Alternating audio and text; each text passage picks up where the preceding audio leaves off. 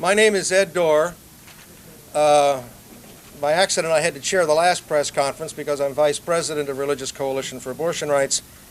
I'm also Executive Director of Americans for Religious Liberty, which is involved in a number of issues, including freedom of conscience on abortion. In the last month, and it's been fairly recent, Clark Kissinger, to my right, and myself have begun serving as coordinators on a campaign called Men for Abortion Rights. I believe you all have a copy of the statement. If you don't, there are some copies up here. We recognize that most of the legwork that is being done to defend freedom of conscience today is being done by women and women's organizations. We also recognize that the laws against abortion, or against freedom of conscience on abortion, were all put on the books by men. They are kept on the books by men. The effort to deny women choice is led by men. And I'm not sure they're terribly concerned about whether women have more babies or not. What they're concerned about is perpetuating male domination over women. And so we felt that it would be appropriate for men of all persuasions and denominations and conditions to join together in a statement of support for women's rights, of solidarity with women who are defending their equal rights and who are defending their fundamental right to choose when and if they will bear children. And that's the reason for the statement. Does anybody want it read for the camera or not? Yes or no? Otherwise, I'll introduce my colleague Clark Kissinger from the Refuse and Resist organization. The thing that we are agreed on is support for freedom of conscience. We don't have any other agenda in this organization, and we represent quite a diverse constituency. Clark? Thank you, Ed. I just returned from Glen Burnie, Maryland, where the Right to Lifers are sitting in at and blocking access of women to an abortion clinic in Glen Burnie. This is a typical tactic that they do across the country, particularly to deny abortions to poor women. And our interest in it has been basically off of two things. One is the fact that it's impossible for women in this society to be socially subordinated to a reproductive role and still have the complete ability to perform their lives as useful citizens. They have to have the choice when, how, and why, and under what conditions that they want to reproduce and to have children. Without that fundamental right, women will always be socially subordinated. It's not even a question of personal choice. It's a question of the social subordination of women in society. I think the second interest that my group, Refuse and Resist, has had in particular around this is the fact that the abortion rights movement has been used as a hook by the larger right-wing movement in the United States to bring people of otherwise goodwill into the entire right-wing agenda. It's sort of a Jerry Falwell as the new messiah, brings people in on this particular interest around the question of abortion, brings them then into a whole right-wing program. And as a part of our expose of this, one of the things that Refuse and Resist is releasing today for the first time is a small pamphlet giving the history of the Nazi Party's attempt to outlaw abortion in Germany. This was the one place where they had thorough laws against abortion. The Nazis led the campaign to outlaw abortion throughout the 20s in Germany, and when they came to power in Germany in 1933, one of their first acts within 2 months of coming to power was to completely outlaw abortion, and they actually went, and by the end of 1943, to a law that had capital punishment. They ended up in a situation where the police were notified of any women having miscarriages so that the police could go and investigate them to find out whether it was actually an abortion. This is the kind of thing that we're moving towards in this country if we don't have a situation where women have their ability to choose. I want to read for you today a statement by one of our initiators, Dr. Benjamin Spock. People know Dr. Benjamin Spock as America's foremost baby doctor.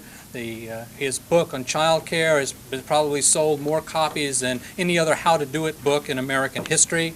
As you may know, he was very active in the 1950s and 60s and bringing to the attention of people the danger of strontium-90 in the milk to children from atmospheric nuclear testing. And he's continued his social concern down to this day. And if there's one person that ought to know the ins and outs of this question, it's Dr. Spock. So he sent this message to us, although he couldn't be here today. He says, "Wake up, Americans, men as well as women. A majority of us believe in women's right to control their own reproductive processes. And this is the law of the land. But a determined minority is out to take away this right by intimidation, and by reversing the law. If we let this happen, we will have only ourselves to blame. There is no time to lose. State your conviction to your senators, representatives, the President, and the Supreme Court. Also contribute financially and join in demonstrations. Signed, Dr. Benjamin Spock. We have one other thing that we wanted to present to you, just to give you a flavor of what the reality of this situation is today. And that is from our group in New York has come down to participate in the counter demonstrations for support of women's right to abortions. Mr. Robert Franau, who is a paramedic with the New York Emergency Medical Service. He's not speaking for them, he's speaking just on his own and his own personal experience, but he wants to just tell you a word about what it's like to be a paramedic that has to run into cases of women who are dying from septic abortion. Just spell your name, please. F-R-A-N-O is the spelling of the last name. As my A-N-O. right, as what the gentleman said, I'm not speaking for the agency. With that disclaimer, I won't get terminated or anything. I'm a New York City paramedic. I'm in the Bronx right now, where 1 in 40 babies is being born with AIDS virus. I'm the person who drags people's sisters and mothers and daughters out of these abandoned buildings where they go for their abortions when they can't go get a legitimate abortion. I've had coat hanger jobs, if you'll pardon the phrase. I've had people die. I've had young women and middle-aged women who look just like they were shot or stabbed or whatever, but there aren't any bullet holes, but they're shocky, they're septic. It's a really gross situation from the medical point of view, and they die. And there's no reason for that. To me, that's homicide. That's like people freezing to death in New York City. You know, we've had 8 or 9 of those so far this year. We do 800,000 jobs a year. We get maybe, I think the statistic is 2 women in 100,000 will die from a safe abortion. Let me define that as a medically appropriate abortion under medically appropriate circumstances, unlike doing it in the back of a 65 Chevy, where I picked one person up from, unlike doing it in a abandoned building where you have to, beat the rats off with one medical instrument while you're doing whatever you're doing. I mean, I'm being a little gross here, but what we're really talking about, I think, is are we going to have dead, poor women? Because rich people can get anything they want in this society. If you got enough money, you can do anything you want. That's my experience. I mean, if you got enough money, you could kill someone right in front of a cop and get away with it. And I've seen things that I suspect amount to that sort of thing. But poor people are always going to have to go to clinics. They're always going to have to go to places where laws that are repressive are going to screw them over. I mean, you get somebody who's you can get a member of a minority group. I'm thinking of a specific black woman I had who was so pale that she looked like she was white. She was sweating like she was doing Olympic level work, and all from sepsis, all from preventable. These are all preventable deaths. And once again, the poor people in society are getting nailed, I mean, you can always throw a few $100s and go to your family doctor if you've got that kind of money, and no problem. So the laws are only going to affect the poor people. And of course, the results of the laws are only going to affect people like me, who have to deal with all of this. That's all I can think of to say. Questions at this point? Mr. Kissinger, Questions? For Mr. Kissinger, if you can go up to Sure. the mic. If you can just talk a little bit about why you think that the male aspect of this, as far as pro-choice, has not been, why this group is necessary, why a coalition is necessary, what men have done and what men haven't done. It's not an ongoing organization. It's a one-time statement. But one of the things that I have noticed by going out and being in these counter demonstrations, trying to keep these clinics open, is that the majority of people who are coming out and sitting in front of these clinics are men. It's men who are trying to shut down.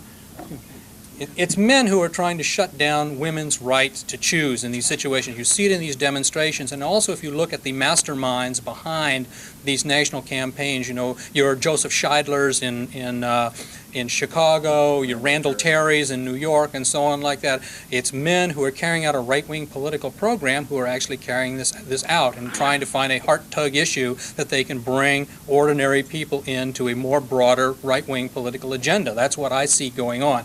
And because so many men have been involved in this, I mean, there's no medical procedure that men have to have laws passed over. There was a case recently in the United States where a man had a bullet lodged in him, and the police wanted to have it removed surgically as evidence that he had been at the scene of a crime and shot by a police officer, and the courts refused permission for that type of intrusive search.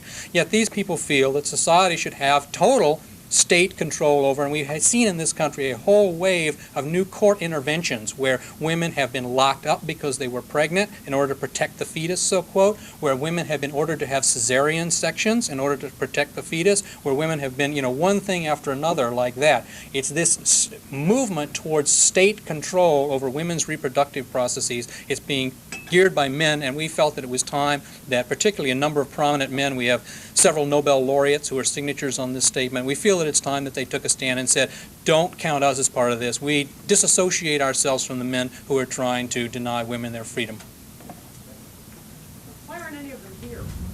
They're at the rally over in, Well, the signatories, Dr. Asimov is very active in many issues, but you can't get him to leave Manhattan for nearly anything. And Vonnegut was otherwise occupied. Spock is where, in the Caribbean? Yeah, in the Caribbean. And most of the other men simply were unavailable to be here today. And that's not our problem alone. As I mentioned at the previous press conference, I was at a rally for the other side last night, and several of their notables weren't going to be around today or yesterday because they had what I thought were slim excuses to be elsewhere. It's a question of availability and people with busy schedules. Anybody else?